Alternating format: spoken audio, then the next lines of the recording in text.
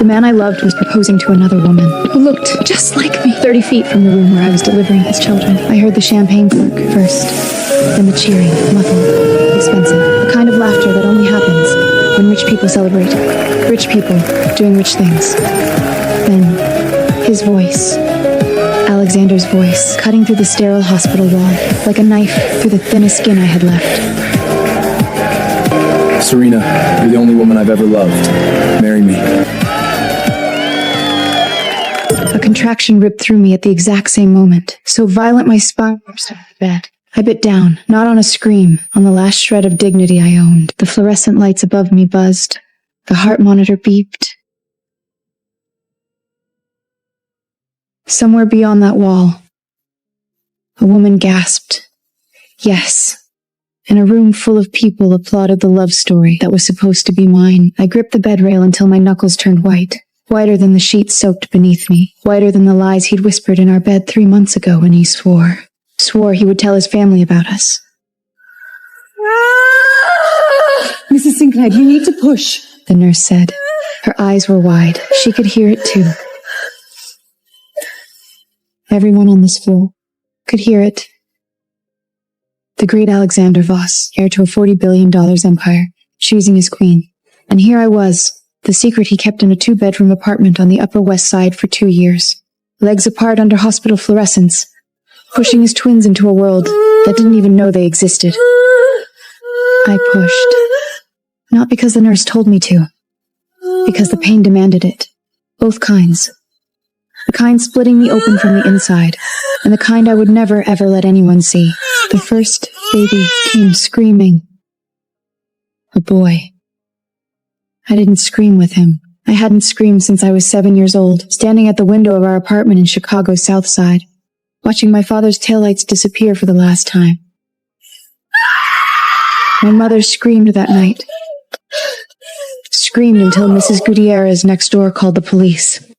I stood at that window and made a decision. I would never make that sound. Never give anyone the satisfaction of hearing me break.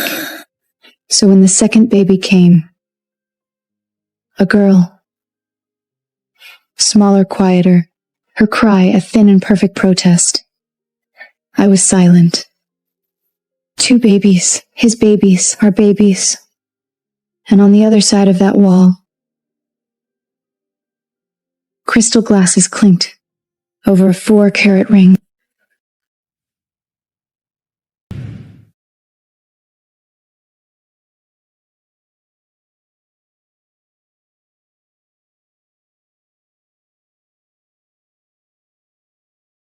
The nurse, her badge, said Rosalie, reached over with a tissue. Not for the sweat, for the single tear that had escaped without my permission, tracking down my temple into my hair. "Honey," she whispered, and her voice held the kind of tenderness that could undo a person. "It's okay to cry." I turned my head, looked her straight in the eyes. "I don't need your pity." My voice was raw, steady. "I need my discharge papers." You just delivered twins. You can't watch me." I looked down. 2 faces, red, wrinkled, impossibly small. My son had his father's jaw, already stubborn, already set, as if he'd arrived in this world ready to fight. My daughter had my eyes, dark, watchful, the eyes of someone who learns early that the world is not kind to women who trust the wrong man. They were perfect. They were mine. Not his, not the Voss family's. Not anyone's but mine. The champagne laughter swelled again. Someone was making a toast. I caught fragments. Perfect match. Catherine must be thrilled. Finally, a woman worthy of the Voss name. A woman. Worthy. I closed my eyes. Let those words burn into the place where my heart used to be. Let them sear themselves into scar tissue and bone. Then I opened my eyes and looked at my children. "Remember this moment?" I whispered, my son's tiny hand wrapped around my finger. "Remember the sound of champagne on the other side of that wall? Remember the cold? Remember that nobody came?" My daughter's eyes opened, dark, like mine, already knowing. "One day, he will kneel before us and beg us to come back." I kissed her forehead, then his. And I will look him in the eye, the way no one looked at me tonight, and I will make him watch as I take everything. The door opened. A hospital administrator walked in with a manila envelope. Mrs. Sinclair? Mr. Voss's attorney asked me to deliver this. I didn't need to open it to know what it was. I'd seen documents like this before. In Voss Group's financial filings, where inconvenient liabilities get written off with clean signatures and precise dollar amounts. That is what I was, an inconvenient liability. I took the envelope, and I smiled. Because Alexander Voss had just made the most expensive mistake of his life, and he didn't even know it yet.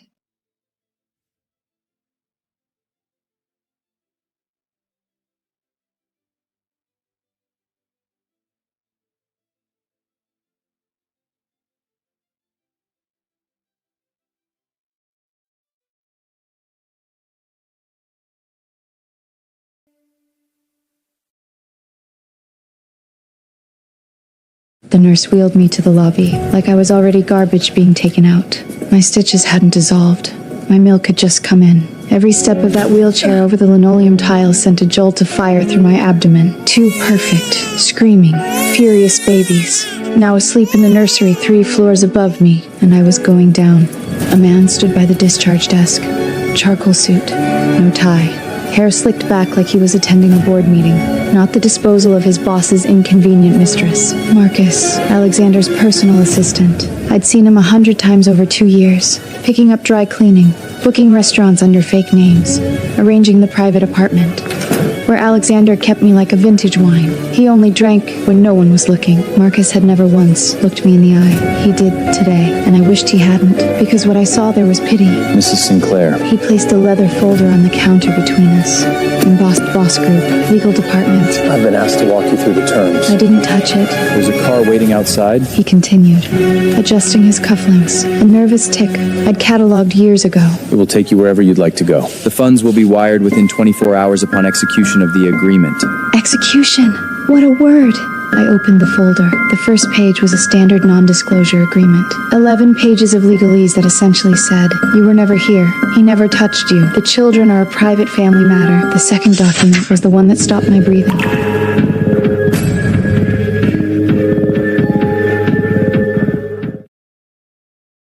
Voluntary relinquishment of parental rights. $2 million. That was the number at the bottom. $2 million for 2 children. 1 million per H heartbeat that I had grown inside my body. My eyes moved down the paragraphs, and that is when I found it buried in section 7. Clause 3B, in font so small, you'd need a magnifying glass. The undersigned agrees to permanent and irrevocable prohibition of contact with any member of the Voss family, their subsidiaries, employees, or affiliates. Violation of this clause shall result in immediate repayment of all disbursed funds, plus liquidated damages, plus criminal prosecution for harassment. They weren't just buying my silence.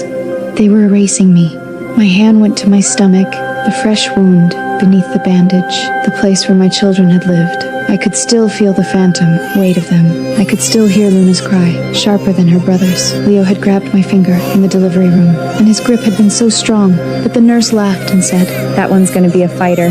A phone buzzed on the counter. Marcus picked it up, listened, then held it toward me. Mrs. Voss would like a word. Not Alexander, his mother. I took the phone. Mrs. Sinclair. Catherine Voss's voice was champagne, golden, expensive, and designed to make you feel cheap for existing. I trust Marcus has explained everything. I want you to know this is not personal. Alexander has responsibilities to this family. You were a detour, a pleasant one, I'm sure, but a detour nonetheless.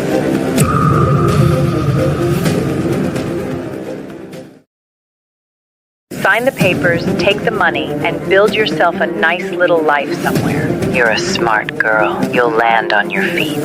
She paused. But if you fight this, if you go to the press, if you so much as whisper his name, I will bury you so deep that your own children won't know you existed. And trust me, dear, I have done it before. The line went dead. Marcus held out a pen, Mont Blanc. Probably cost more than my mother's rent. I thought about fighting. I thought about lawyers I couldn't afford. Courtrooms where a girl from the south side of Chicago would stand opposite a dynasty with 100 years of judges in their pocket. I thought about my babies upstairs, and how Catherine Voss had already filed for temporary custody through a family court judge who golfed with her husband every Saturday. I thought about Alexander, how he wasn't here, how he had sent his assistant, how 2 years of my life, 2 years of loving him in the dark, of being told soon, I'll tell them soon.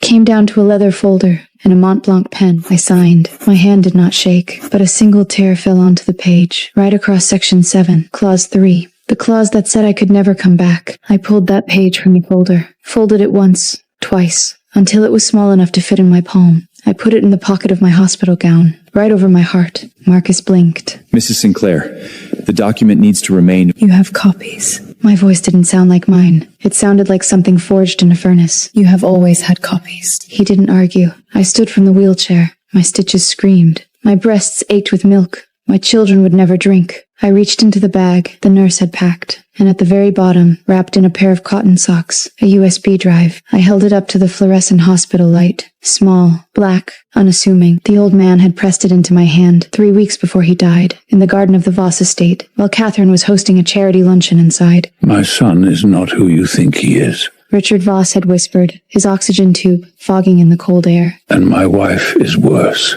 When the time is right, you use this. Not a moment before. Promise me. I'd promised. I looked at the U-drive now, turning it slowly in the light. Old man. I murmured. You said when the time is right. I slid the USB drive into my bra, against the skin where my milk was leaking, against the body that had just been priced at $2 million. The time isn't right yet. Marcus watched me walk toward the exit. I know he did because I heard his voice crack behind me. Mrs. Sinclair, where should I tell the driver to take you? I pushed through the glass doors into the Chicago winter. The wind hit my face like a slap. Cold, vicious, clarifying. Tell him nothing, I said, without turning around. You people don't get to know where I go anymore.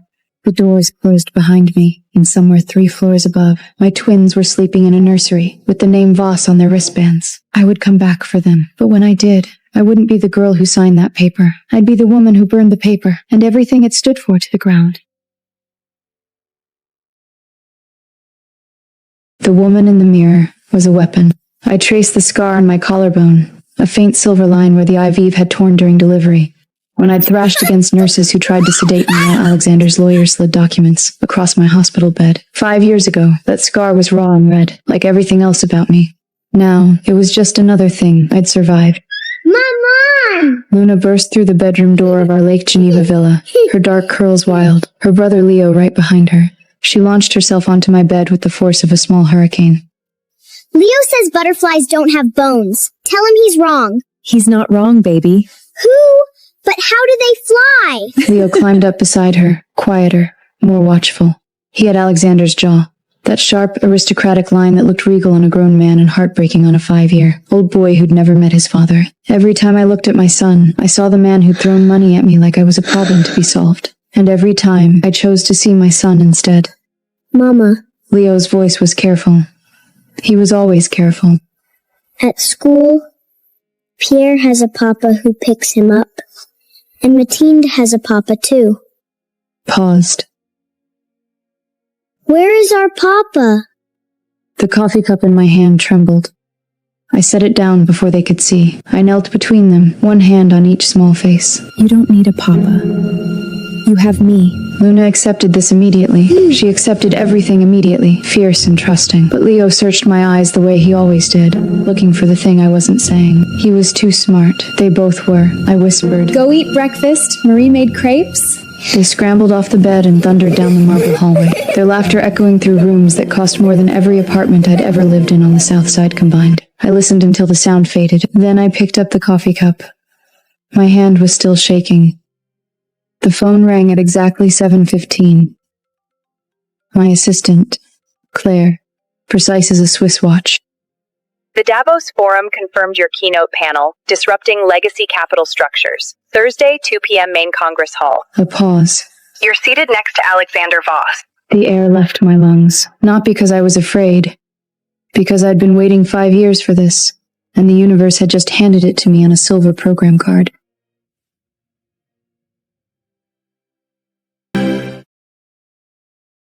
Who arranged the seating? The Forum Committee. But Alara, there's more.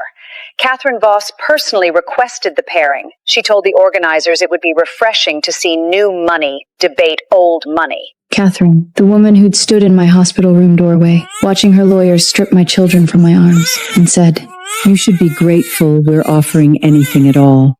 She didn't know who I was. Not yet. Keep the seating, I said, and confirm my +1. The knock came at 9. I didn't look up from my Bloomberg terminal. You're early, I said.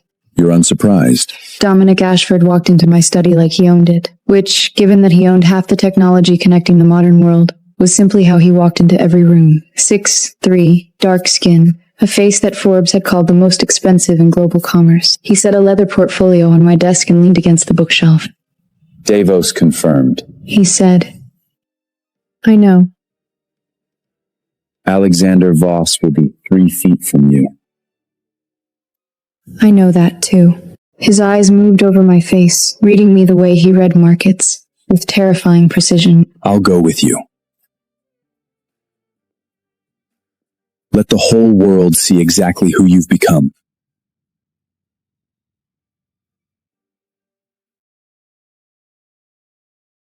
The tension between us was a living thing. It had been building for 2 years, since the night he'd found me at a Hong Kong conference, recognized something in me that had nothing to do with business, and decided to bet everything on my fund. Dominic Ashford didn't need my returns. He needed something I wasn't ready to name. This isn't your war, Dominic. No, He said, quietly. but I'd very much like to watch you win it.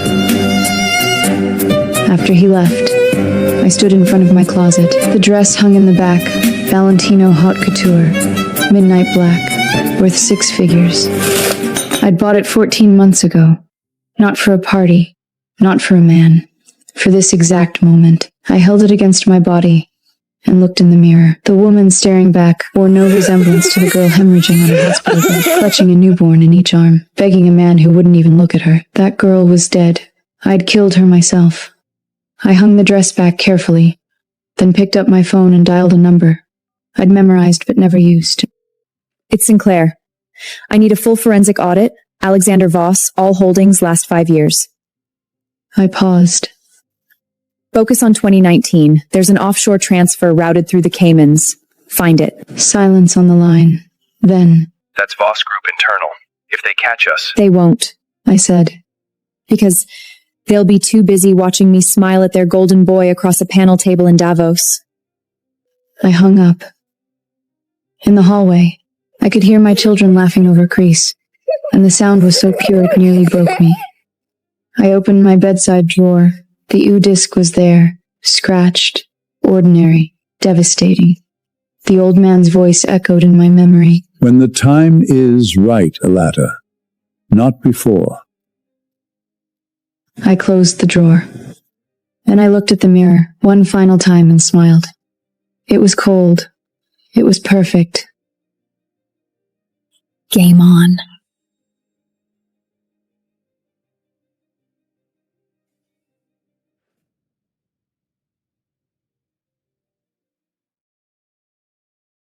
The man who threw me away just spilled his drink on a $4,000 suit. And I haven't even started yet. Davos in January is a performance. The World Economic Forum VIP reception, held in a glass-walled penthouse above the snow. Covered Alps is where billionaires pretend to care about poverty, while drinking champagne that costs more than my mother made in a month. Tonight, I am not pretending anything. The black Valentino haute couture fits like armor. Dominic's hand rests at the small of my back. Not possessive, just present. A signal to every person in this room. She is with me. Every head turns when we enter. Not because of him, though Dominic Ashford commands attention the way gravity commands objects. Inevitably. They turn because of us. The tech emperor and the unknown woman at his side. Whispers cascade like dominoes. Who is she? I hear it 6 times before we reach the bar. I don't answer. I don't need to. By tomorrow morning, they'll all know my name. I feel him before I see him. It is a specific frequency, like a dog whistle tuned to my worst memories. The hairs on my arms rise. My stomach clenches. 5 years of therapy, 5 years of building an empire from the ruins he made of me. And my body still remembers his proximity like a bruise remembers pressure. I take a breath, I hold it, I let it go. Then I turn, champagne in hand, and watch Alexander Voss see a ghost. The glass tilts in his grip, amber liquid splashes across his wrist, his cuff, the Italian marble floor. His face drains of color, not gradually, but all at once, like someone pulled a plug.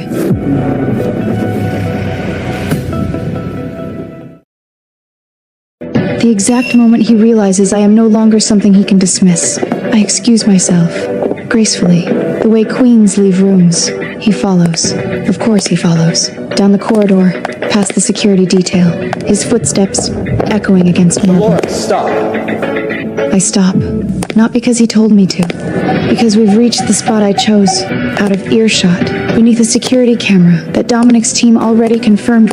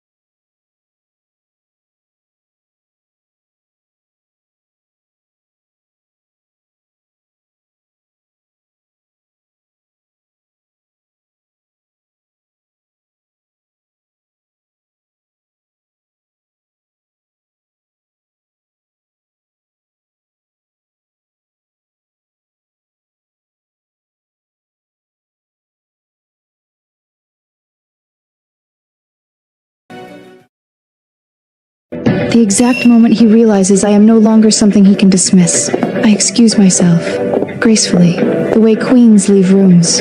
He follows. Of course he follows. Down the corridor, past the security detail, his footsteps echoing against marble. Dolores, stop! I stop. Not because he told me to. Because we've reached the spot I chose, out of earshot, beneath a security camera that Dominic's team already confirmed.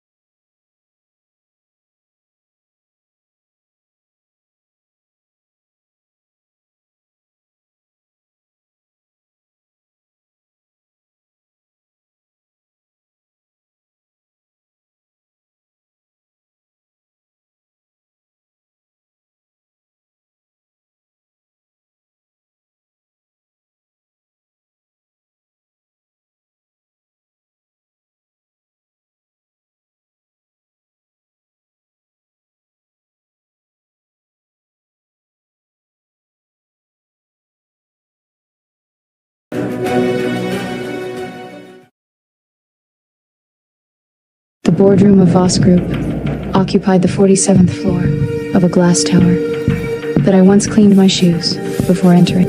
Not anymore. I sat in the back of Dominic's Maybach, reviewing the shareholder notification letter my legal team had drafted. 1.7%. That is all I needed. Under Delaware corporate law, any shareholder holding more than 1% could demand attendance at a quarterly board meeting with speaking rights. I'd bought that stake through 3 shell companies over 14 months. Quiet, patient, surgical. The way you gut a fish. My phone buzzed. Dominic, Catherine's office, just received the formal notice, my source says. She threw a leak vase at her assistant. You are welcome for the intel. I allowed myself exactly 2 seconds of satisfaction. Then I typed back. I need the seating chart for the board meeting. I want to sit directly across from her. His reply came instantly. Already arranged. Dinner tonight. We should discuss your proxy strategy. I knew what dinner with Dominic meant. It never stayed about business. The man had a way of turning quarterly projections into something that felt like a slow undressing, not of clothes, but of walls. I typed 8 p.m., somewhere without paparazzi. The restaurant was a private room above a Michelin-starred kitchen in the meatpacking district. No windows, 1 entrance. Dominic's security swept it before we arrived. He sat across from me in a charcoal sweater that probably cost more than my mother's annual rent back in 2012. But it wasn't the clothes, it was the way he watched me. Like I was the most complex equation he'd ever encountered, and he had no intention of solving me, just understanding. The board meeting is in 9 days, I said, spreading documents across the white tablecloth. I'll introduce a motion to audit the offshore subsidiaries in Liechtenstein.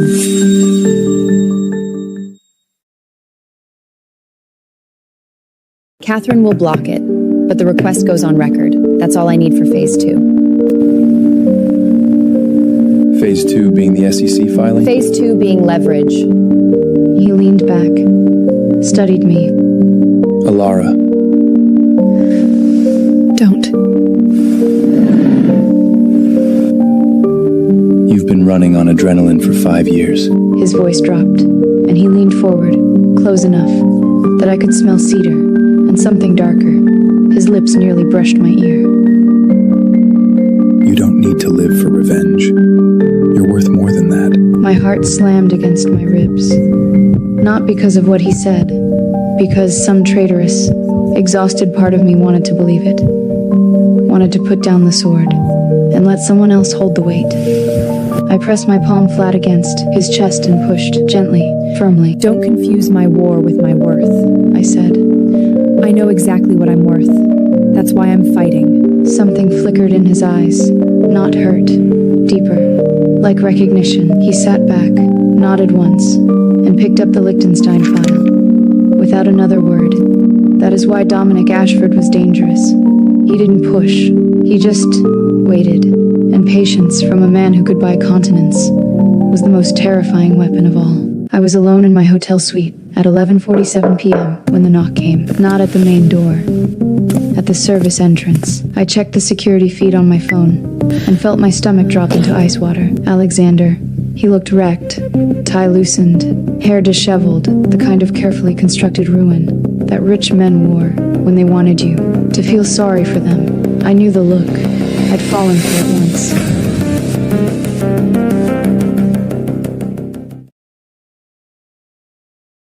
In a different life, in a different body, one that hadn't pushed 2 children out of it while he signed checks in another zip code. I opened the door because closing it would mean I was afraid, and I was done being afraid of Alexander Voss. How did you find my room? I own this hotel. He said quietly. Of course, he did. He stepped inside. Before I could object, his eyes swept the suite, the legal files on the desk, the laptop still glowing, the 2 small stuffed animals peeking out of my open suitcase. He stared at the toys. His jaw tightened. Alora, I need you to understand. My mother, He ran a hand over his face. She made me sign those papers. She threatened to cut off every trust, So you chose money over your children. I chose. I thought if I gave you enough, you could build a life. Away from you. I stepped closer, let him see exactly who I'd become. You thought money could buy out a mother's right to her children? That a check could replace a father who never showed up? His eyes were wet. I didn't care. You didn't lose me because your mother is a monster, Alexander. My voice was a blade. You lost me because when she told you to choose, you chose comfort. He reached for my hand. I stepped back like his skin was acid. Get out of my hotel. Or I'll call Dominic's security team, and tomorrow every tabloid will run the headline, Voss ears stalks former mistress. He left. I locked the door, pressed my back against it, and breathed. Count to 10. Refused to cry. Phone buzzes.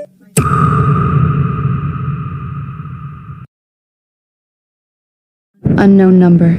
A forwarded message from my guy. Inside Voss Group's private security, the one I've been paying for 3 years. Catherine Voss activated a PI. Target. Your personal life. Last 5 years. Top priority. My blood runs cold. I open my laptop and start moving files to secure servers. She'll find the breadcrumbs. I made sure of that. Just enough to lead her right, where I want. But 12 hours later, the second message hits. The one I didn't plan for. From a different source, deeper in Catherine's circle. And then, from Catherine's own lips, captured on a wire. I'd planted in her assistant's phone, 18 months ago, a voice note. Time-stamped 40 minutes prior. 5 words that turned my blood to ice. She knows about the twins. Find them. I stared at the screen. Then I called the only number that mattered. Dominic, I need to move my children. Tonight. The boardroom of Voss Global occupied the entire 47th floor. All glass, all cold, all designed to make people like me feel small. It didn't work anymore. I stepped through the double doors at exactly 9 a.m., my Labotine striking marble like a metronome counting down to detonation. 23 faces turned. 23 pairs of eyes widened. I knew what they saw. Not the pregnant girl who'd been wheeled out of this building service elevator 5 years ago, sobbing into a non-disclosure agreement. Not the unstable woman, whose medical records had been falsified to strip her of her children. They saw a woman in a $12,000 Dior suit, carrying a leather portfolio that contained the architectural blueprints of their destruction. Good morning, I said, taking the empty seat at the far end of the table, directly opposite Catherine Voss.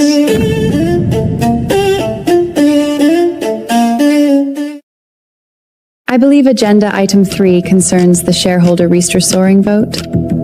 I'd like to introduce myself as a relevant party. Catherine's face didn't move. Years of Botox had frozen her expressions, but nothing could freeze the venom in her eyes. She looked at me the way she'd always looked at me, like something stuck to the bottom of her Chanel flats. This is a closed session, she said. Security. I hold 1.7% of Voss Global's outstanding shares. I opened my portfolio and slid the certification documents down the polished table. Acquired through a series of shell entities over the past 14 months. Verified by your own register yesterday. I have every legal right to be in this room. Silence. The kind of silence that happens when a bomb lands. It hasn't detonated yet. Harold Crean, 72, original board member, the man Catherine had sidelined 3 years ago, cleared his throat. Mrs. Sinclair also carries my proxy vote. He didn't look at Catherine. And the proxies of Director Yamamoto and Director Osun. Combined, that's 11.4%. Catherine's jaw tightened. Just barely. But I saw it. I'd been studying this woman's micro-expressions for 7 years. First as the girl desperate for her approval. Now as the woman who would dismantle her throne, bolt by bolt. This is absurd, Catherine said, her voice dropping to that velvet register she used when she was most dangerous. You're going to let a former, what was she, Alexander? A junior analyst waltz into this boardroom on the strength of borrowed votes? She turned to her son. Tell them who she really is. Alexander sat 4 seats to my left. I hadn't looked at him yet. I wouldn't give him that, but I felt him. The way you feel a bruise when the weather changes. She's... Alexander started. I'll tell them who I am. I cut in. But first, Catherine, let's talk about who you are. I pulled out my phone, placed it in the center of the table, pressed play.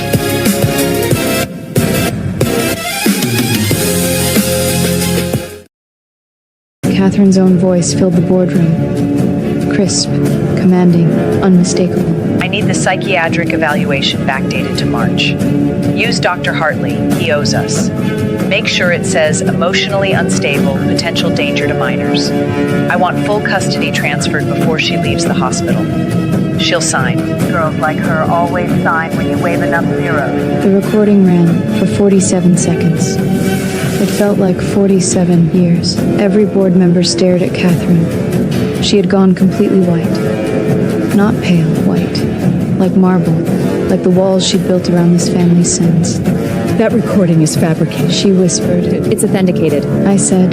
Forensic audio analysis, chain of custody documentation, and a sworn affidavit from your former assistant, Maria Chen. All filed with my attorneys. Copies available upon request. Enough! Alexander's voice cracked through the room like a gunshot. Every head turned. He was standing. I hadn't seen him stand. His chair had rolled back and he was gripping the edge of the table, knuckles bloodless. And for the first time in 5 years, I looked directly at his face. He looked wrecked. Enough, Mother! Catherine turned to her son with an expression I recognized. The same expression she'd worn when she told him to choose between his family and me. The look that said, "You are mine. You will always be mine." Sit down, Alexander. No. One word, one syllable, and the tectonic plates beneath this family shifted. Catherine stared at him, like she was watching a limb detach from her own body. I gathered my documents, stood, walked toward the door without looking back, because power is knowing when to leave the room on fire. My phone buzzed in the elevator. Unknown number, one message. Your children are at St. Michel Academy, Geneva. They leave school at 3:15 p.m. The gates are lovely. Wrought iron, easy to watch from the Carrefour. Across the street, CV. My hands didn't shake. They wanted to. But I had spent 5 years teaching my body that fear was a language I no longer spoke. I screenshot the message, forwarded to Dominic, and typed 3 words. Activate Geneva team. Catherine wanted a war over my children. She had no idea. I'd already positioned soldiers on every square of the board.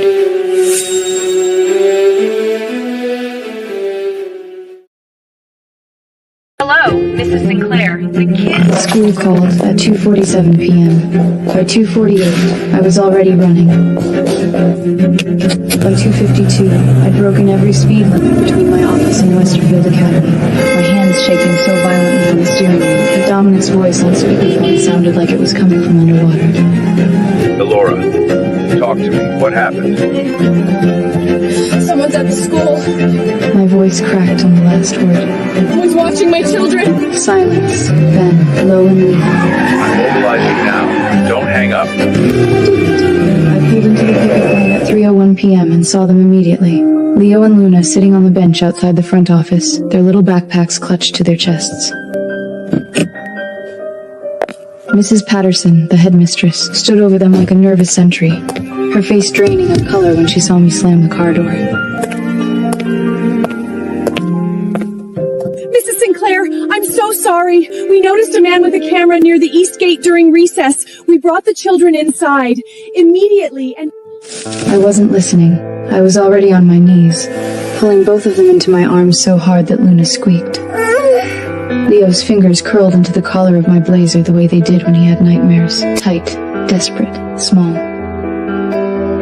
Mommy, Luna whispered. you're squeezing too hard. I know, baby. I didn't let go. I know. Leo was quiet. Leo was always quiet when something scared him. He processed the world the way I did. Silently, dangerously. Filing every detail into a vault he'd open later when he was ready to strike. He was 5 years old, and already so much like me, it made my chest ache. I pulled back just enough to look at his face. His dark eyes, Alexander's eyes, God help me, were steady, too steady for a child.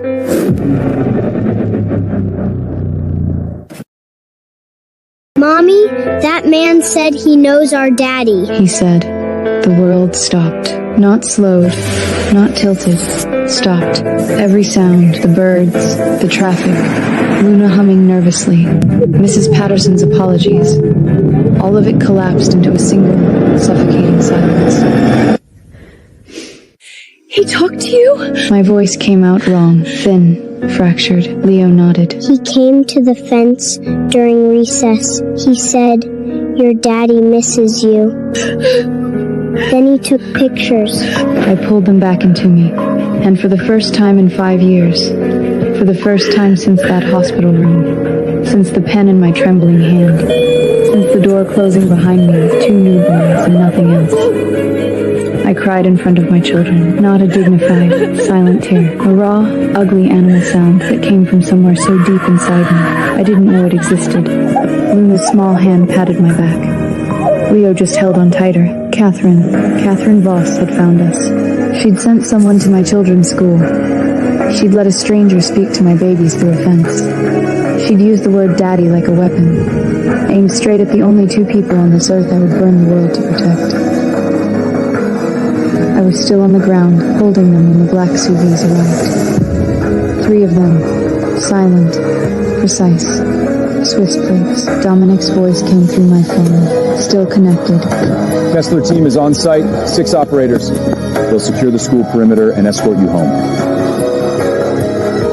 My legal team is filing an emergency protective order and a harassment injunction against Catherine Voss within the hour.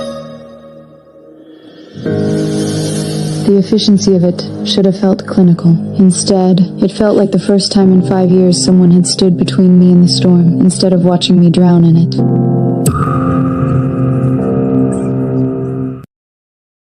Dominic. My voice was wrecked. I'm here. She spoke to my son. Through a fence, Elora. His voice was quiet, the kind of quiet that precedes an avalanche. No one can touch your children. Not Catherine. Not Alexander. Not anyone who has ever breathed their name. As long as I am alive, that is a promise. I closed my eyes. Don't trust it, the old wound whispered.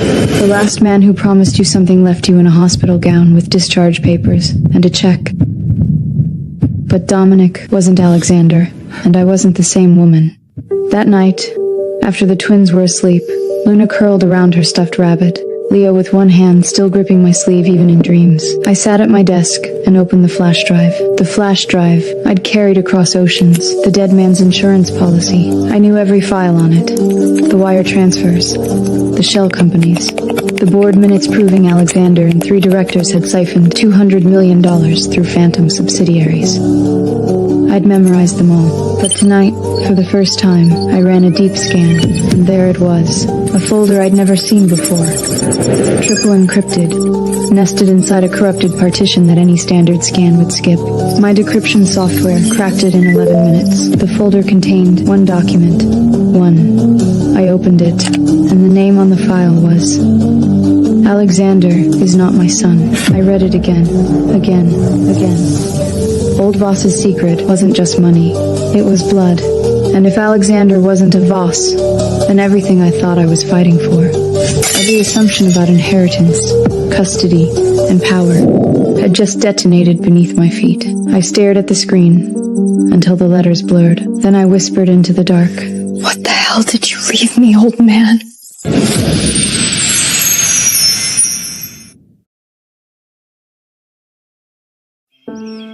The cemetery smelled like old money and rotting lilies. I stood at the grave of Harold Voss, the man who trusted me with his empire's dirtiest secret, and waited for the woman who destroyed my life to arrive. She didn't disappoint. Catherine Voss emerged from a black Bentley at exactly 3 p.m., flanked by 2 attorneys in charcoal suits. Her Chanel tweed was immaculate. Her pearls sat against her collarbone like a string of polished teeth. She looked at her dead husband's headstone the way she looked at everything, as property she'd already inventoried.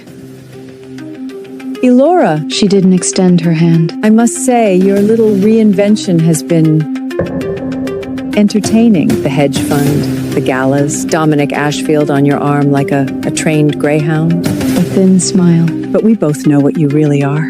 I said nothing. She took my silence as submission. She always had. You're a girl from the south side of Chicago who got lucky once. Catherine stepped closer, her heels sinking slightly into the damp earth beside her husband's grave. Harold felt guilty about Alexander's behavior. Sentimental old fool. He gave you that little USB drive thinking it was a weapon. She laughed. A sound like cracking ice. You think one flash drive of laundering records can shake an empire I spent 30 years building? My attorneys will have it suppressed before it ever sees a courtroom. She was so sure, so perfectly, beautifully sure. I let her finish. Let her stand there in her armor of certainty and old-world contempt. I watched the wind catch the edge of her silk scarf. And I thought about the 19-year-old girl who used to serve drinks at a bar on Halsted Street. My mother. And how women like Catherine had been stepping on women like us since the beginning of time. Then I said her name. Richard Moray. 2 words, quiet as a prayer. Catherine's face didn't just change, it collapsed. The architecture of her composure, the steel scaffolding behind those ice-blue eyes, buckled like a building imploding from the inside. Her lips parted. No sound came out. One of the attorneys glanced at her, confused. Where did you...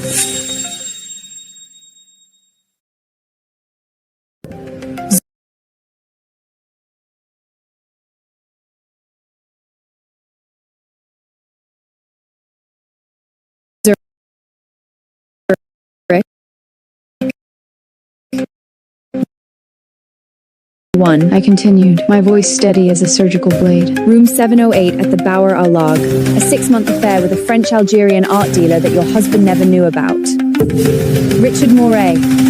Handsome man, dark hair, green eyes. I paused. Very specific green eyes, Catherine. The kind of green that doesn't run in the Voss family. The color drained from her face, like water from a cracked vase.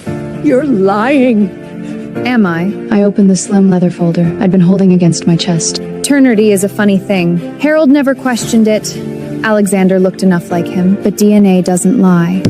And Richard Marrero has been living in Marseille for 23 years, perfectly willing to provide a sample if anyone ever asked. Her hands were shaking. Catherine Voss, the woman who had orchestrated my exile, who had forged medical records to declare me an unfit mother, who had handed me a pen and told me to sign away my children would be destroyed, was shaking. What do you want? Her voice was barely a whisper. I don't want your money.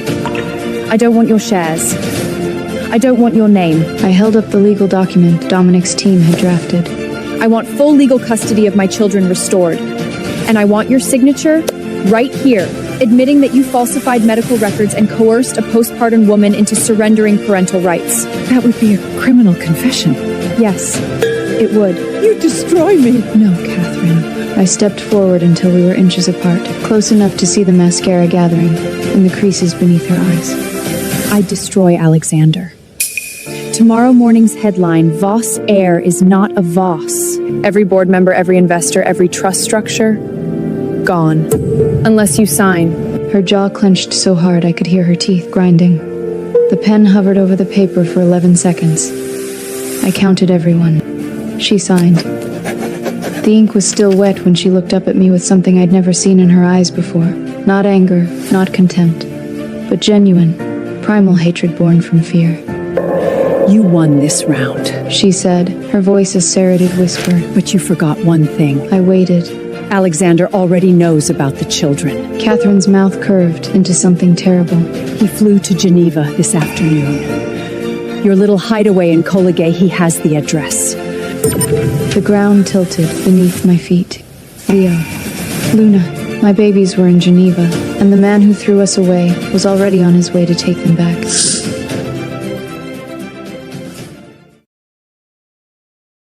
The file was labeled Bloodline, confidential. 3 words. 3 words that detonated 5 years of assumptions, rewrote every betrayal I'd survived, and handed me a weapon so devastating, I wasn't sure I could hold it without cutting myself. I stared at the decrypted document on my screen, the one buried deepest in old Voss's U-drive, behind 3 layers of encryption that had taken my team's best forensic analyst 72 hours to crack. A paternity test, dated 26 years ago. Subject, Alexander Henrik Voss. Biological father, not Henrik Voss Sr. The real father was Marcus Hale, Catherine's former lover, Voss Group's founding partner who'd been quietly bought out in 1999 and died in a car accident in 2003. An accident that, according to the supplementary files, had been conveniently arranged by Catherine herself when Marcus threatened to go public. My hands were shaking, not from fear, from the sheer, atomic weight of what I was holding. Alexander Voss, the man who told me I wasn't good enough to carry his name, had never been a Voss at all. Alora, Dominic's voice came from the doorway of my study. He must have seen the light on at 3 a.m. He walked in wearing a black t-shirt and sweatpants, looking less like the world's richest man, and more like someone who actually gave a damn whether I'd slept. What did you find? I turned the laptop toward him. I watched his expression change, the slight widening of his eyes, the only tell Dominic Ashford ever allowed himself, then the slow exhale. He pulled a chair next to mine and sat, close enough that I could smell cedar and warmth, and read every line. Jesus Christ. He whispered. Henrik knew, I said. My voice sounded foreign, too calm, too surgical. He knew Alexander wasn't his son. He stayed silent for decades to protect the family name, and when he found out Catherine and Alexander were looting the company together, I swallowed. He chose me. A nobody from the South Side because he had no one left to trust. The old man's face flashed in my memory, the hospital bed, those translucent hands pressing the U-drive into mine. You're the only honest person my son ever loved. Use this when the time is right. He hadn't just given me evidence of fraud. He'd given me the kill shot. Dominic leaned back, his jaw tightened. If this goes public, Alexander loses his inheritance claim. Every contract he signed as CEO could be challenged. The board will implode. Yes. And your children's paternal lineage becomes tabloid fosser. That landed. He knew it would. I pressed my palms flat on the desk to stop them trembling. Leo and Luna are mine, I said. Their identity doesn't depend on his bloodline. I know that, he said. But they're 5. The world won't be that nuanced. Silence stretched between us. Dominic reached over and closed the laptop, gently, like closing a wound. This card, he said quietly. You don't have to play. I looked at him, at this man who had never once told me who to be, who had funded my fund, shielded my children, and never, not once, demanded I soften my war to protect his comfort. I won't play it publicly, I said, but I need her to know I have it. His eyes searched mine, then he nodded. One nod, total trust. I picked up my phone and scheduled the call I'd been dreading. Old Voss's personal attorney, Gerald Fain, appeared on screen within minutes, as if he'd been waiting 5 years for this exact moment. Mrs. Sinclair, he said. You've reached the final file. You knew what was in it. Henrik instructed me to confirm its contents only after you decrypted it yourself. He said.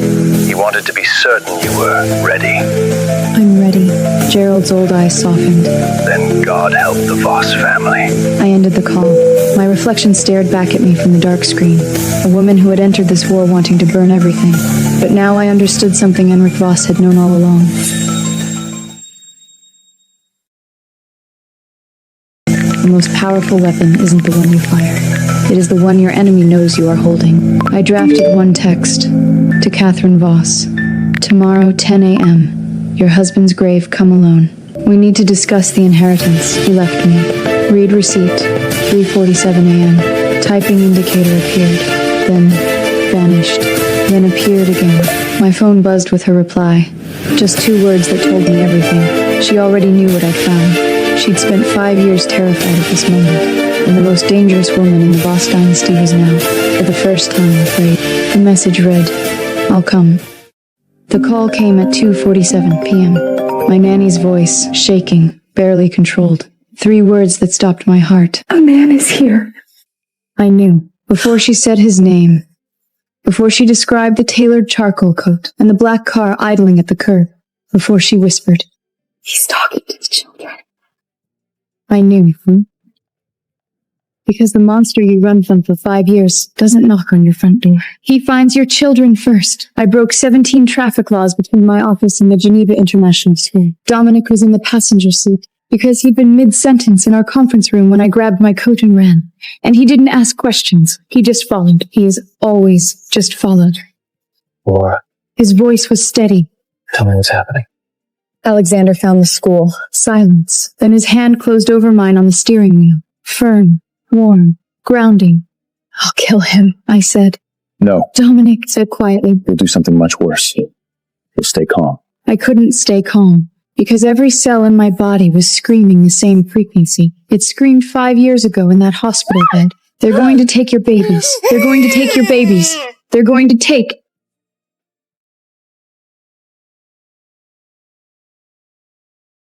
The school's iron gates appeared through the windshield, and there he was.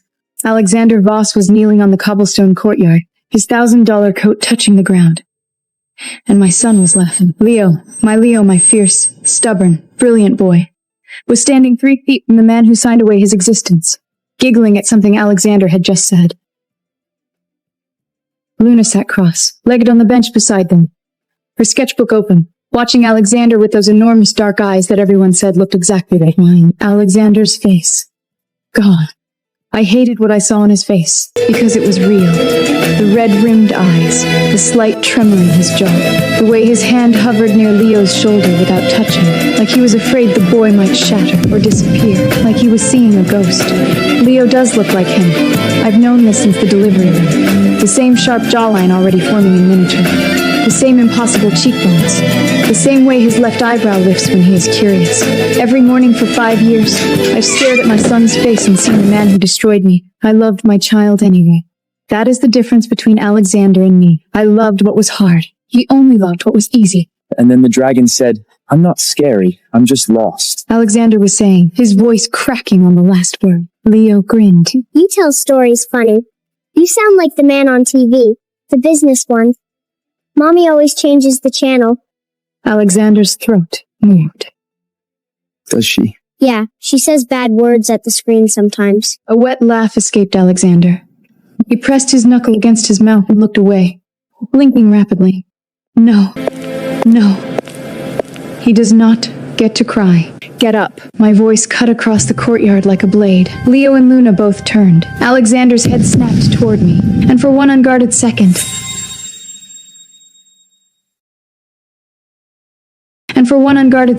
I saw everything. Shock, longing, shame, and something desperate and drowning that looked almost like love. I didn't care what it looked like. Kids, go inside with Miss Margruna, now. But Mommy! Now, baby. They went. Luna glanced back twice. Leo didn't. He is perceptive like that. He already sensed something was wrong. The courtyard emptied. Just me and Alexander, and 5 years of silence. I stepped close enough to smell his cologne. The same one. God, the same exact one. And spoke through my teeth.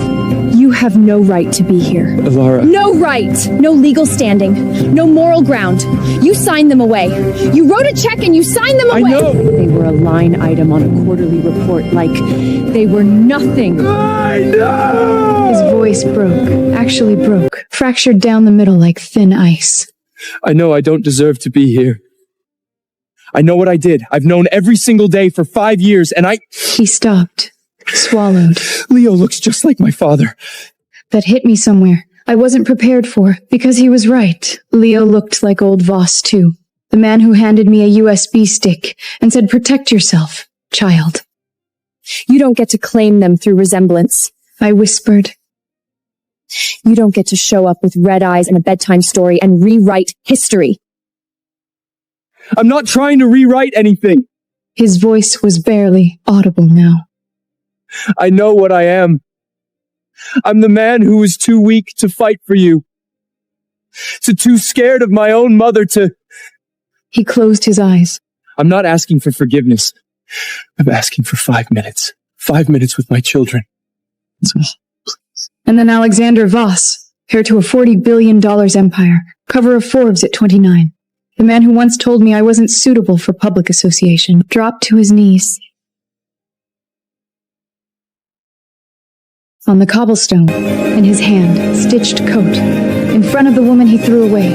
Please, Laura, I'm begging you. I stood there, looking down at him, and I felt the tectonic plates of my hatred shift. Not break, not soften, shift. Just enough for something hot and dangerous to leak through. Because I dreamed of this. Fantasized about Alexander on his knees, broken, desperate. Finally understanding what it felt like to want something you couldn't have. But in every fantasy, it felt like victory. This felt like a knife. Dominic stood 30 feet away, leaning against the stone pillar by the gate. He hadn't moved, hadn't spoken, but I could feel his gaze like a physical weight, steady, patient, loaded with something he'd never once said out loud. He was letting me choose. He always let me choose. I opened my mouth to say no, to say get off the ground, you pathetic man, to say my lawyers will bury you, but a small voice said it first. Are you my daddy? Luna. She was standing in the doorway, half hidden behind the frame, her sketchbook clutched to her chest. Miss Margot was nowhere in sight. My daughter, my quiet, watchful, terrifyingly intelligent daughter, had come back. She stepped forward. Her small hand reached out and touched Alexander's face. Mommy has a picture in her room, in the drawer she thinks I don't know about. Luna's voice was so calm, so certain. You look exactly the same. The air left my body. Every molecule, every defense, every wall I'd built brick by brick for 5 years. Because I did keep a photo. One single photo, buried under scarves in my bedside drawer. Alexander asleep in morning light. The only time he'd ever looked soft. The only evidence that what we'd had was real. I thought I'd hidden it well enough. I thought I'd hidden everything well enough. Luna looked at me. Mommy, is he my daddy? Alexander looked at me, on his knees, tears streaming, waiting. Dominic looked at me, still as stone, jaw tight, eyes saying, I am here. Whatever you decide, I am here. And I stood in the center of that courtyard with my whole chest caving in. Because my 5-year-old daughter had just detonated every lie I'd built my new life on. With one question, I opened my mouth, and nothing came out.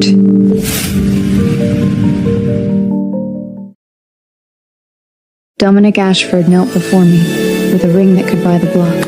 I grew up on Alexander's handwritten confession burned, in my pocket, and all I could think was, I am 12 years old again, waiting by a window, for a father who will never come. Alora. Dominic's voice was steady, his hand didn't shake. The man who controlled half, the world's satellite infrastructure, who'd made 3 presidents, wait for his phone call, was on one knee in my living room, at 7 in the morning, and his eyes held no performance, no strategy, just surrender. I've waited 3 years, he said. Not because I was patient, because I was terrified. I couldn't breathe. I watched you build an empire with blood still under your fingernails. I watched you hold those children at night when you thought no one was looking, singing to them in a voice that broke on every note. He opened the velvet box, a single stone, no flash, no spectacle, just depth like staring into water that had no bottom. I don't care about your past. I don't care who their father is. I don't care about the war you're fighting or the enemies you've made. His jaw tightened. I want you, the version of you that's terrified right now, the version that wants to run. That one. Her. I want her most. The ring sat between us, like a question I'd never allowed anyone to ask. I opened my mouth. Nothing came out, because 2 hours earlier, Alexander's lawyer had arrived at my door. No security team, no demands, just a slim envelope, hand-delivered, and inside. Not a custody battle, not a threat, a co-parenting request, and a letter. I'd read it 6 times already. Each time, a different sentence destroyed me. I didn't lose you because of my mother, or the money, or the family name. I lost you because I was a coward. That is not an excuse. There are no excuses. I am writing this so you know I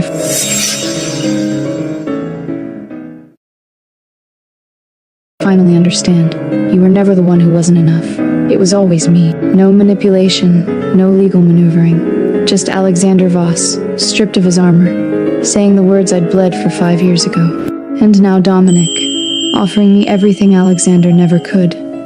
Stability, openness, a man who would never ever hide me. I need time, I whispered. Dominic closed the box slowly. He stood. He didn't argue, didn't push, didn't let his face betray the fracture I knew was splitting through him. He kissed my forehead, long, deliberate, like he was memorizing the geometry of my skin, and left without another word. The door clicked shut. I drove to the lake. I sat on the hood of my car with both documents spread across my lap. Dominic's ring box on the left, Alexander's letter on the right. And I pulled out my phone. I dialed a number I hadn't called in 9 years. It rang once, twice, then the automated voice. The number you have reached is no longer in service. I waited for the beep, anyway. Mom.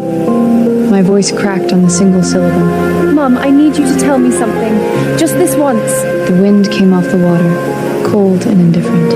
Am I allowed to be happy? Not successful, not powerful, not vindicated, just happy. I pressed my fist against my mouth. Because there's a man who wants to give me everything. And there's a man who finally admits he gave me nothing. And I'm sitting here realizing the real question isn't which one I choose. The tears came without permission. The real question is whether I will ever believe that I deserve to be chosen at all. Silence, lake water, wind.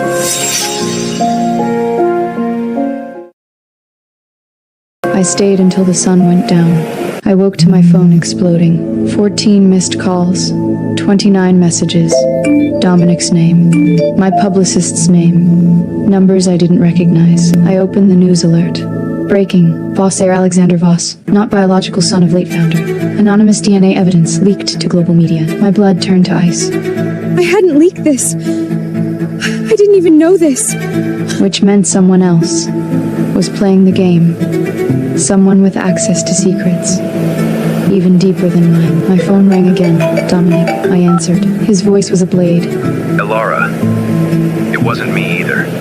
The silence between us filled with a single, terrifying realization. There was a third player, and they just changed every rule. The empire satisfying to watch burn was never supposed to burn like this. I stood in my corner office at Ashford Capital, Manhattan glittering 40 floors below, and watched Alexander Voss lose everything on a screen. The same way I'd once lost everything in a hospital bed. Poetic, really. Except, I wasn't the one holding the match.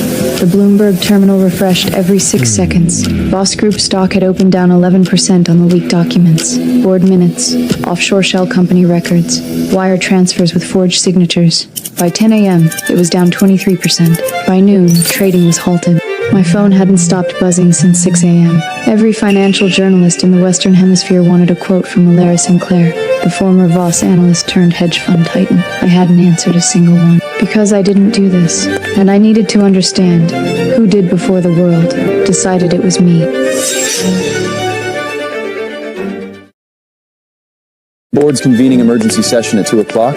Dominic said, walking in without knocking. He set a coffee on my desk. Black, no sugar. The way he'd learned I took it somewhere around month 3 of our partnership. They're going to vote to remove him. I know. You don't look happy about it. I turned from the window. I'm not unhappy about it. That's not the same thing. Number, it wasn't. I had spent 5 years building a weapon precise enough to dismantle the Voss empire surgically. Board seat by board seat. Contract by contract. Reputation by reputation. The USB drive old Mr. Voss had pressed into my trembling hand the night before he died was supposed to be a scalpel. Someone had used a grenade instead. And grenades have shrapnel. Shrapnel doesn't care who it hits. My children's last name was still Voss. The identity of the leaker broke at 3:47 p.m. I was mid-call with our legal team when Dominic muted the conference line and turned up CNBC. The anchor's voice was barely controlled excitement. The kind journalists get when they know they're narrating history. Sources now confirm the documents were provided to the financial bides Dr. Serena Blake Voss, wife of Alexander Voss and prominent Manhattan physician. Dr. Blake Voss reportedly accessed the files from a private safe belonging to Catherine Voss, the family matriarch. I sat down, slowly. Serena, the woman who'd taken my place at Alexander's side. The woman Catherine had handpicked, pedigreed, polished, controllable. The perfect daughter-in-law. 5 years of sleeping next to a man who whispered someone else's name. 5 years of being Catherine's puppet with a medical degree. 5 years of performing a marriage that was really a mausoleum. I understood her. God help me. I understood her completely. She burnt the house down from the inside. Dominic said quietly. Catherine built that house out of women she thought she could control. I looked at him. She was bound to be wrong eventually.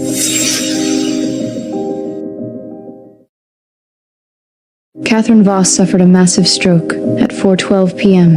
in the back of her town car, on the way to a crisis meeting she would never attend.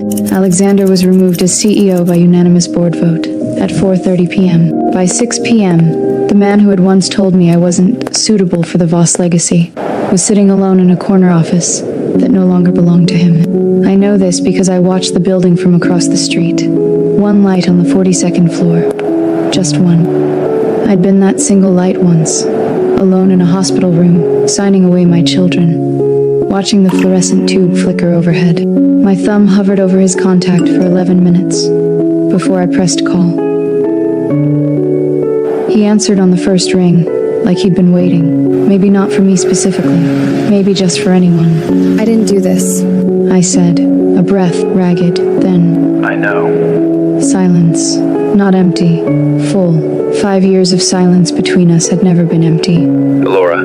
His voice cracked on the second syllable, the way it used to crack when he said my name in the dark. In the apartment, he never let me call ours. My mother, before the stroke, she told me something. My father, I'm not. He stopped, started again. My father wasn't my biological father. The man whose empire I just lost. I was never really his son. The irony was so brutal, it could have drawn blood. Then my children. He whispered. If I'm not even, will they ever, Alara, will they still know me? I closed my eyes, Chicago wind against my face. My mother's kitchen, no father at the table.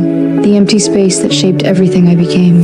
Blood was never what made a family, Alexander. My voice was steady, even as something ancient and unhealed shifted in my chest. You should understand that better than anyone now. The line held. Neither of us hung up. And for the first time in 5 years, the silence between us wasn't a wall. It was a door. Whether I'd walk through it, that was a different question. One I wasn't ready to answer, because the woman who'd burned his world down wasn't me, but the woman who'd decide what rose from the ashes. That was exactly me. Rebuilt. I didn't deliver the U-Drive to the federal prosecutor's office for revenge. I did it because I was tired of carrying a dead man's war. The morning I walked into the Geneva field office, my hands didn't shake. My voice didn't crack. I set the encrypted drive on the mahogany desk, slid it across to Chief Prosecutor Margot Tessier, and said 6 words. Everything you need is on here. She looked at me like I'd handed her a grenade. I suppose I had. Mrs. Sinclair. Mrs. Sinclair. You understand the implications? Once we open a formal investigation, there's no retracting. I understand. I'd understood for 5 years. Every night I'd slept with that drive in a fireproof safe. I understood. Every time I'd fantasized about detonating it in the middle of a Voss board meeting, watching Catherine's face crack like porcelain. I understood. But that is not why I was here. I wasn't here to burn Alexander's world. I was here to stop living inside his fire. This evidence documents systematic money laundering through the Voss Foundation's charitable subsidiaries. I said, clinical, detached, as though I were presenting quarterly earnings. Approximately $2.3 billion. Over 7 years. The late Edward Voss gathered it before his death. He asked me to use it at the right time. Tessier opened the file on her secure laptop. Her eyes widened, then narrowed. There's no retracting, she repeated. Is now. I stood. I have no conditions. No immunity requests, no personal vendetta I need you to execute. I just want it clean. Clean. The word tasted foreign in my mouth, like a language I was relearning. For 5 years, I'd been so covered in the ash of what Alexander did to me that I forgot I could simply wash it off. Dominic was waiting outside the prosecutor's office.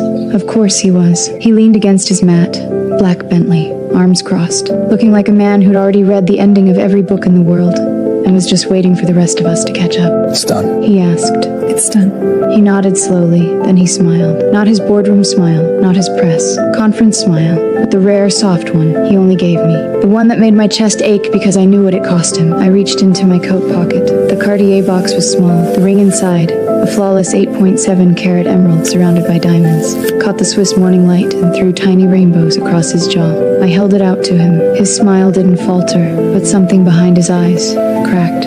Alora. You deserve someone who can love you completely, I said, and my voice did break now, damn it. Not someone still stitching herself together. Not someone who flinches at the word stay. You deserve a woman who's already whole. And if I want the one who's still becoming? Then you'll be waiting for someone who doesn't know how long the becoming takes. He stared at the ring.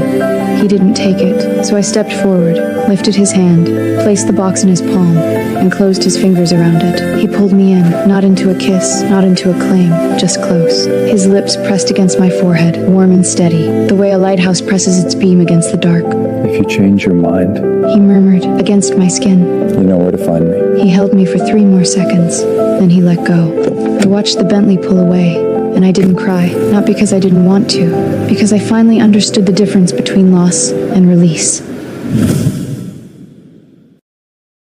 Alexander arrived in Geneva on a Tuesday. No private jet, no entourage, no Voss crest on his luggage. He came on a commercial flight, economy class, Because the accounts were frozen, and because, I think, he wanted to arrive as small as he felt.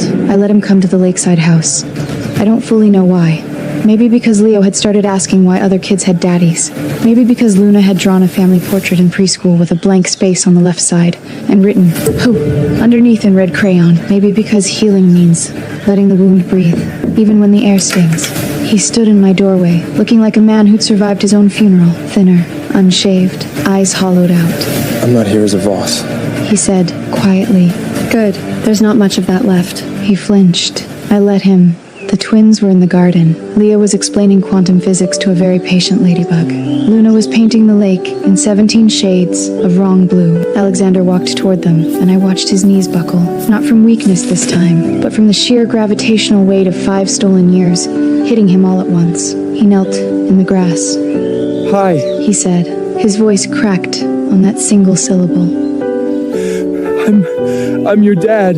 I'm so late, 5 years late. And I'm so sorry. Leo studied him with my eyes. Analytic, suspicious, withholding verdict. Luna studied him with his eyes, wide, searching, desperate to believe. They both looked at me.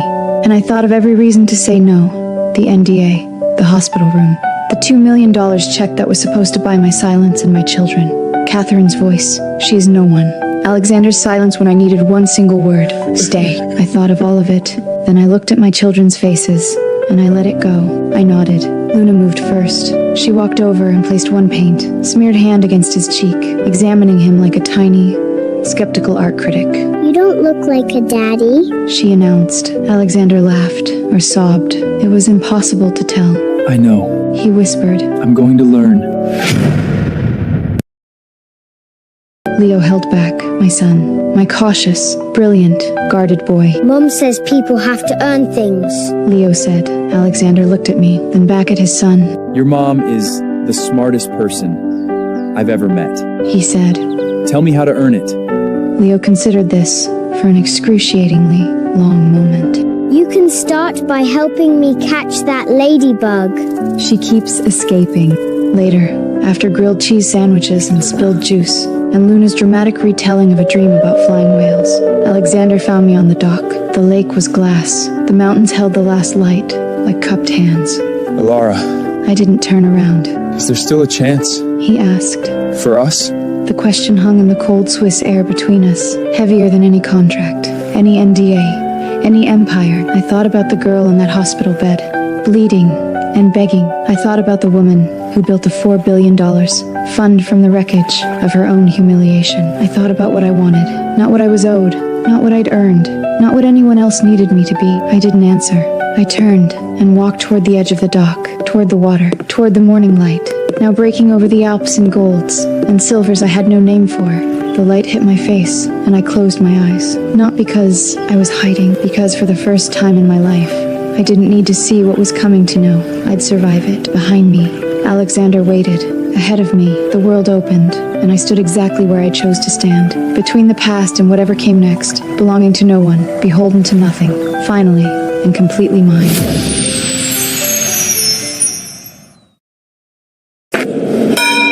The bell satisfies. Not because it is loud, it is, but because my children hear it.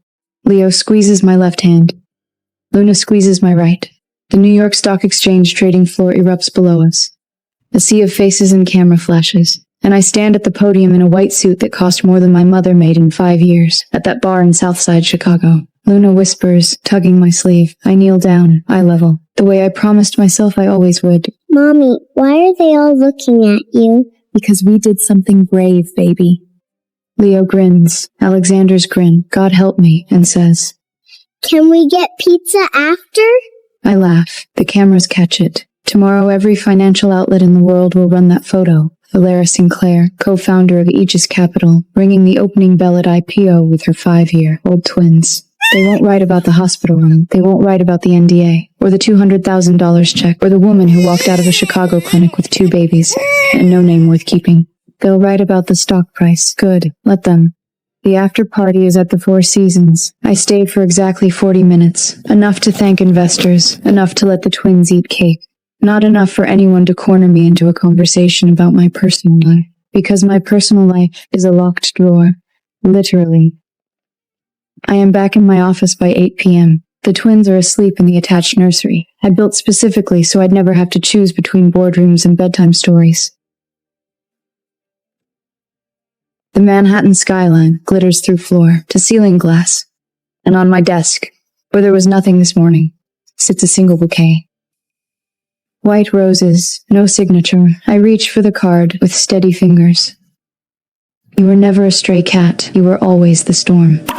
My breath catches, not because I don't know who sent them, but because I genuinely can't tell. 2 men know that phrase. I said it once to Alexander, the night I left the evidence on his desk and watched his world collapse. And I said it once to Dominic, the night in Geneva when he asked me why I never cried. I turn the card over, nothing. I smile, not for either of them, but for myself, and open the bottom drawer. It is all there, the archaeology of my heart, if anyone cared to excavate. Dominic's ring, 3 months ago under a Swiss sky, he'd slid it across a restaurant table. No speech, no knee.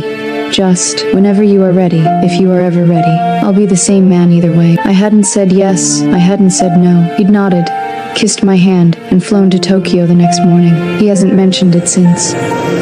Alexander's letter handwritten, 12 pages. I've read it 4 times. He wrote it from his new office, a rented desk in a co-working space in Brooklyn, because the man who once commanded a $40 billion empire now runs a boutique consulting firm with 7 employees. No trust fund underneath. He flies to Geneva every Friday, hasn't missed a single weekend in 11 months. Leo is teaching him to play chess. Luna makes him wear plastic tiaras during tea parties. He does it without hesitation. His letter doesn't ask for forgiveness. It doesn't ask for me back. It says, "You were right to burn it down. I am building something real this time. The kids will see a different man. I promise you that on whatever honor I have left." I place the card beside the ring and the letter. Close the drawer. 3 artifacts. 3 possible futures. None of them define me. I pour myself a glass of wine and stand at the window. Manhattan hums 40 stories below. Somewhere out there, Dominic is acquiring another company. Alexander is putting his kids' drawings on a refrigerator in a Brooklyn apartment. Catherine is serving 18 months in a minimum security facility, and Serena, last I heard, moved to Portland and opened a clinic, a real one. My phone rings. I glance at the screen. Unknown number. A 312 area code. Chicago. Something cold moves through my stomach. I answer. Miss Sinclair. A voice I don't recognize. Formal, careful. This is David Hargrove. I was Richard Voss's personal attorney. Mr. Voss has been dead for 5 years. Yes, ma'am, but his final instructions included a sealed investigation. It has taken us this long to confirm the results. Miss Sinclair, your father, we found him. He is alive. A pause. The kind of pause that restructures a life. The wine glass stops, halfway to my lips. His name. I say, my voice doesn't shake. I won't let it. Another pause. His surname is Ashford. The skyline blurs. In a tower 3 miles east, Dominic Ashford's assistant is dialing the same number I just answered. I open the drawer one more time. The ring, the letter, the unsigned card. And I realize the universe isn't done with me. It never was. I close the drawer. I am Alara Sinclair. I was never the wreckage. I was always the storm.